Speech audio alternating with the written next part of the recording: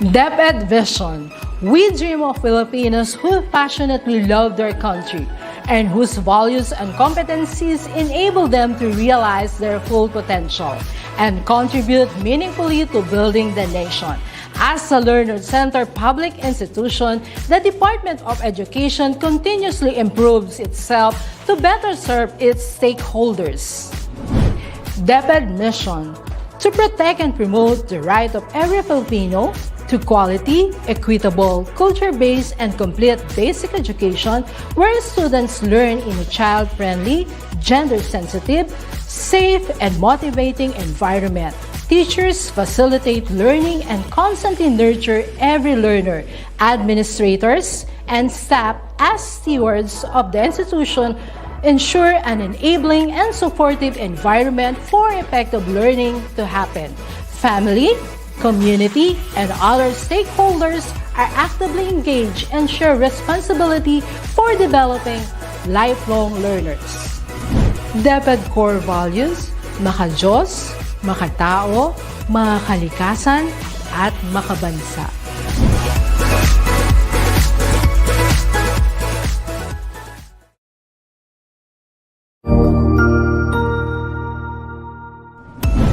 Mabuhay! Isang mapagpalang araw sa ating lahat. Ako ang inyong lingkod, Tutor Madge. Welcome sa ating ETUlay, ang ating libreng online tutorial na hatid ng ating kagawaran ng edukasyon, ICTS EdTech. Ang programang ito ay inaasahang makatutulong at maging karagdagang kaalaman sa mga mag-aaral mula kinder hanggang senior high school, ALS, Alive, at SPED learners. Bukod sa pagsagot ng mga modules, ang ETUlay ay may mga special programs din na siguradong aabangan ninyo araw-araw. Katuwang ang ating mga minamahal na mga magulang at guro ay maitutulay natin ang pagkatuto. Kaya, ihanda na ang inyong module, lapis, papel o kwaderno. Ihanda rin ang isip, mata at tenga sa isa na namang makabuluhang aralin. Tayo nang matuto kasama ang inyong volunteer online tutor sa oras na ito.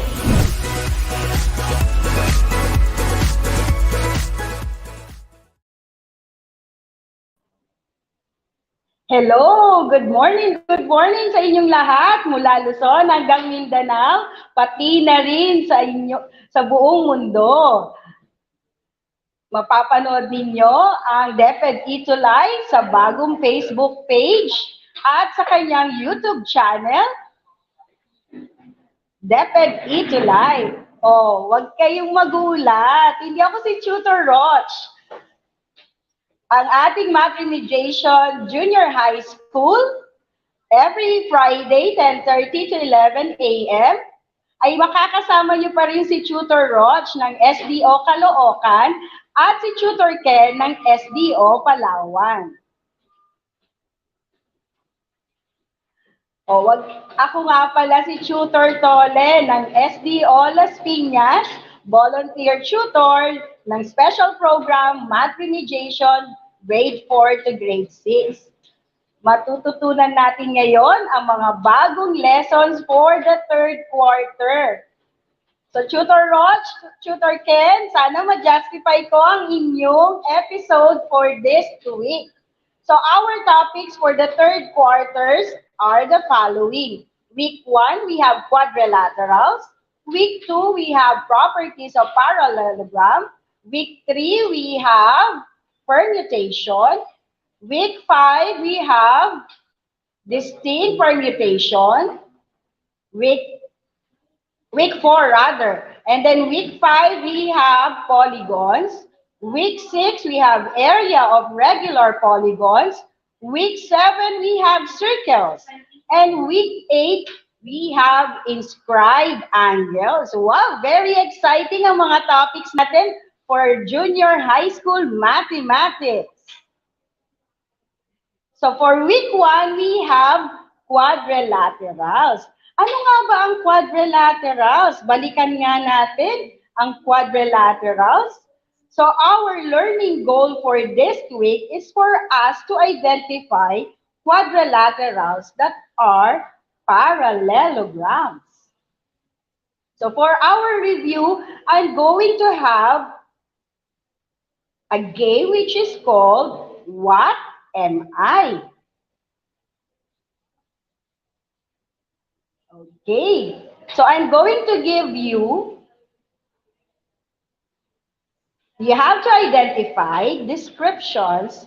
Based on the descriptions, you have to identify what kind of shape we have on the following. So question number 1.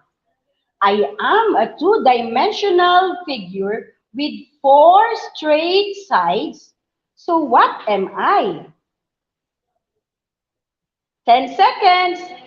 10, 9, 8, 7, 6, 5, 4, 3, 2, and 1. You can write your answer in our comment section. Okay? So what am I? A two-dimensional figure with 4 straight sides. Ano nga ba siya?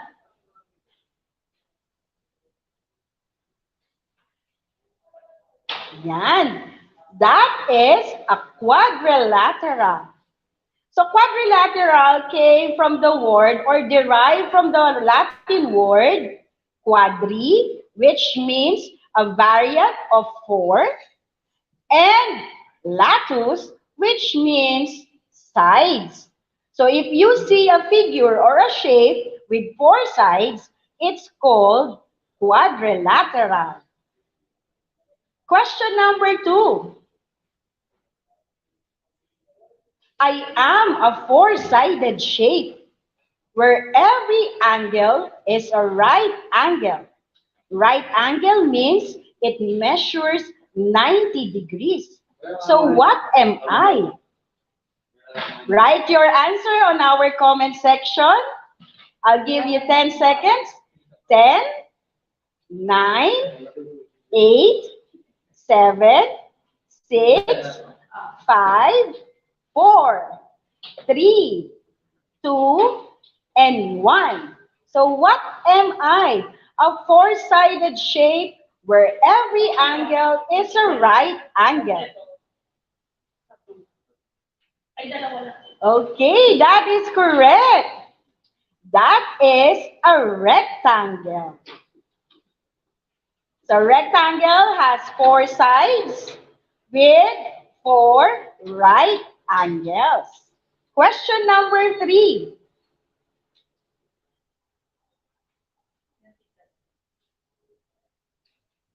Question number 3. I am a quadrilateral that has equal sides marked S, and every angle is a right angle. Again, right angle means they measure 90 degrees. So all sides are equal and all angles measures 90 degrees. So what am I? Again, write your answer in our comment section. I'll give you 10 seconds, and 10 seconds starts now. 10, okay, 9, 8, that is a square. Very good. Good job. So 4-sided polygon with 4 equal sides and 4 right angles is called a square. Question number 4.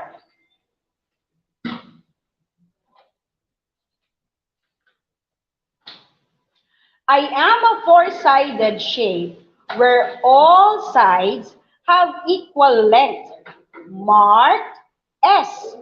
My opposite sides are parallel and opposite angles are equal. So what am I?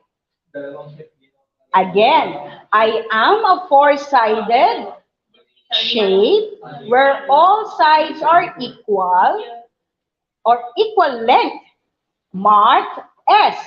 My opposite sides are parallel and opposite angles are equal.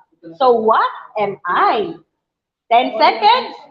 10, 9, 8, 7, 6, 5, 4, 3, 2, and and 1. So that is a rhombus. So this time when we say 4 equal sides, it's a rhombus first, ha? Hindi muna square. So rhombus muna pag 4 equal sides and the opposite angles are equal or congruent. Question number 5.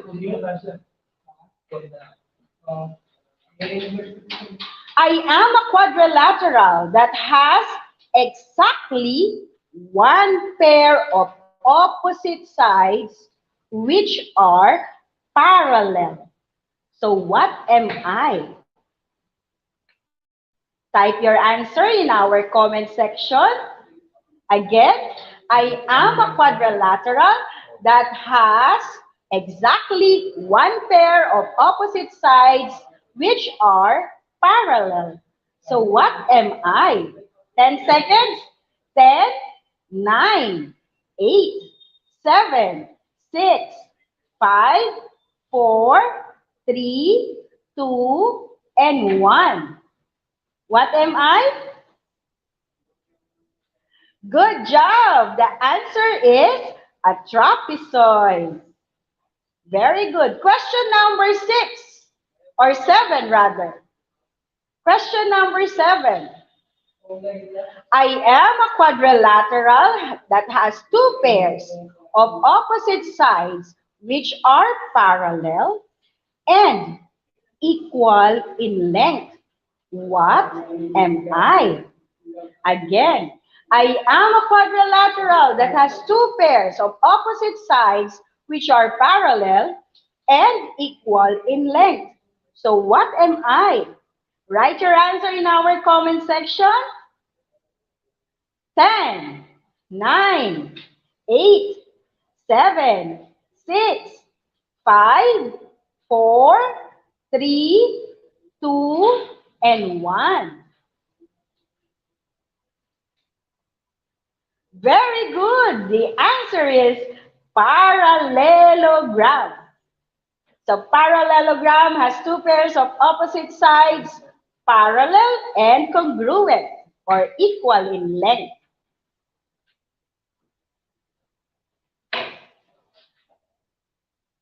Do you understand now the classification of quadrilaterals? So these are the different quadrilaterals. So we have a trapezoid, we have a parallelogram, we also have, under parallelogram, you have the rhombus and rectangle. And then under the rectangle and rhombus, you have the square. Also, another kind of quadrilateral is the kite, wherein the consecutive sides are congruent. So trapezoid has one pair of opposite sides parallel. Parallelogram has two pairs of opposite sides parallel and congruent. Under parallelogram, you have a rhombus, which has four equal sides, and the opposite angles are congruent, while rectangle has two pairs of opposite sides, and all the angles are right angles. And all of these characteristics can be found on the special parallelogram, which is the square, wherein the square is a quadrilateral under parallelogram, which has two pairs of opposite sides parallel and congruent, and all the angles are equal. While kite is another kind of quadrilateral, it doesn't have opposite sides parallel, but the consecutive sides are congruent. Okay, got it, kids? Did you understand? Okay, so for our part 2, which is which? So this time, I will be asking you to identify whether the following quadrilaterals are parallelogram or not. So put a check mark under the appropriate column, or since you have to comment your answer in our comment section, give me a smile if it's a parallelogram, or give me a frown if it's not. So for quadrilateral number 1, do you have a trapezoid? Is it a parallelogram or not a parallelogram? I'll give you again 10 seconds to answer. Write your answer or comment a smile or a frown. If it's a parallelogram, comment a smile. If it's not a parallelogram, comment a frown. Okay? So trapezoid, is it a parallelogram? 10 seconds. 10, 9, 8, 7, 6, 5, 4, 3, 2, and 1. Is a trapezoid a parallelogram or not? Okay. Let me see your answer.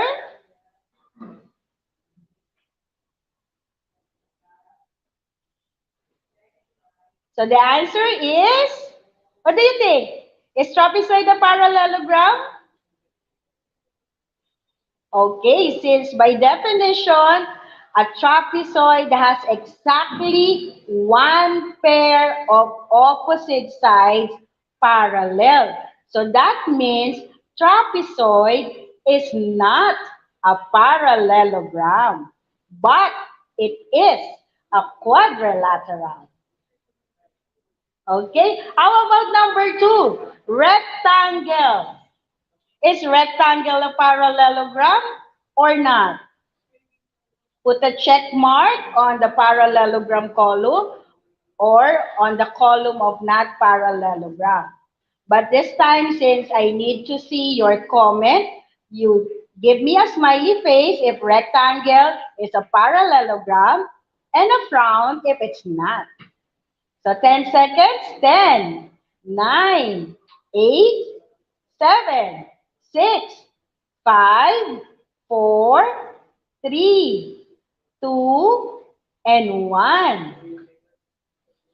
Okay, so the answer is it's a parallelogram. Since you have two pairs of opposite sides parallel, that means rectangle is a parallelogram. Number 3, how about rhombus? Is rhombus a parallelogram?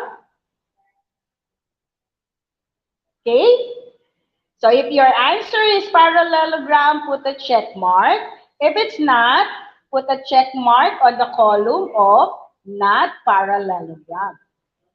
Or on the comment section, you give me a smiley face if it's a parallelogram. If it's not, you give me a frown. Sisimangot tayong ganyan. Okay. So 10 seconds. 10, 9, 8, 7, 6, 5, 4, 3, 2, and 1. So rhombus is a parallelogram. So remember from the root word, parallel. So that means rhombus is a parallelogram with two opposite sides parallel. Okay. How about number 4? Square. Is square a parallelogram? So if it's a parallelogram, put a check mark again. If it's not, you put the check mark on the not parallelogram column. Or you may answer a smiley face on our comment section and a frown if it's not. So 10 seconds, 10, 9, 8, 7, 6, 5, 4, 3, 2, and 1. So square is a parallelogram since it's a special parallelogram because all the properties from quadrilateral going to parallelogram and then rectangle and rhombus, square has their properties. That's why it's called a special parallelogram. Last number. How about kite? Is kite a parallelogram? I'll give you 10 seconds to answer. 10, 9, 8, 7, 6, 5, 4, 3, 2, and 1.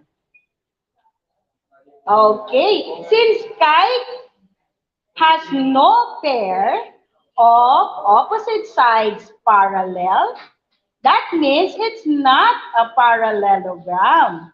But remember, kite has two consecutive or adjacent sides congruent. And it is also a quadrilateral. So all of these shapes are under the quadrilateral family. So trapezoid has one pair of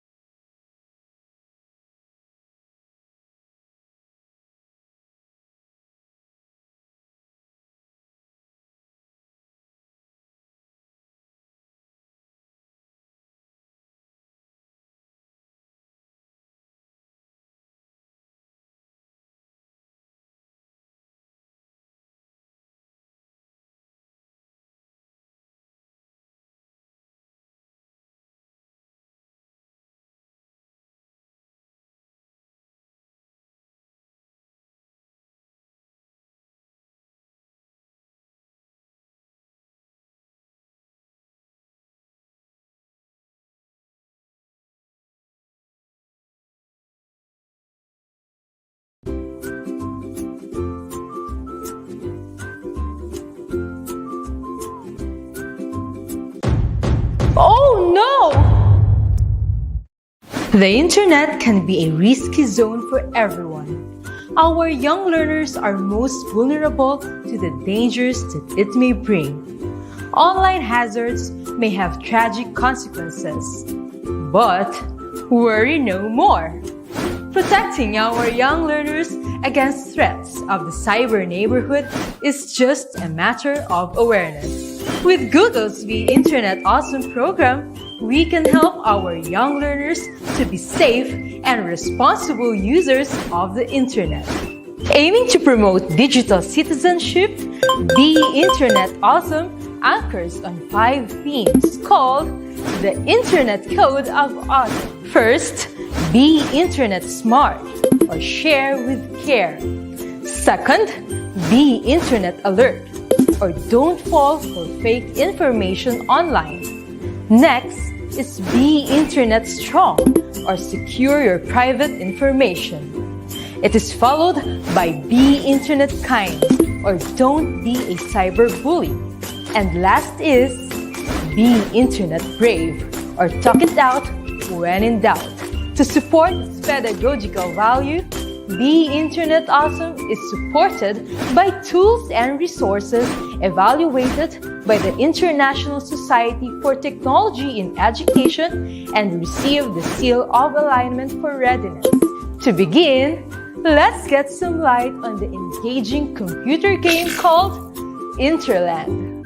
Interland is intended for learners aged 7 to 12. It provides fun and adventure-packed hands-on experiences to help young learners discover safety measures in using technology. Players will be called Internauts. Internauts will explore 4 floating islands: the King Kingdom, the Reality River, the Mindful Mountain, and the Tower of Treasure. Each island features a challenging game equivalent to a different lesson.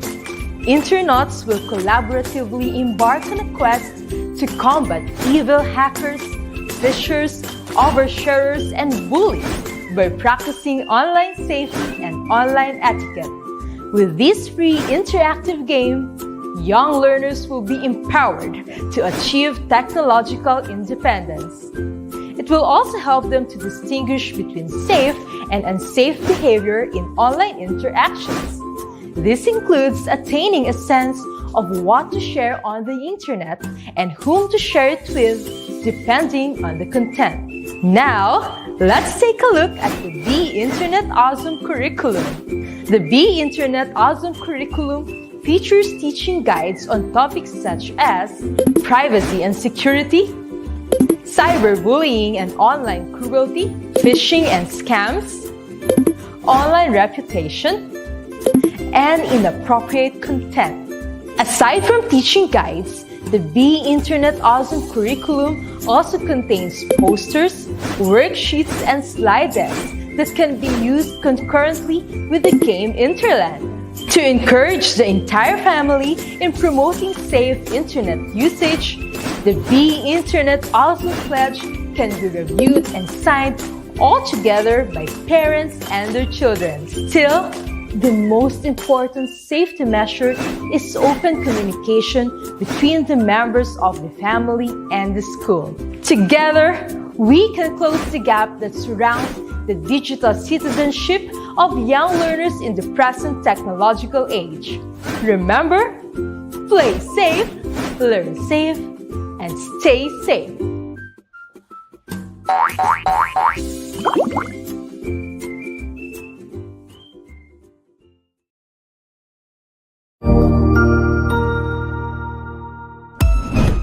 Ang husay naman!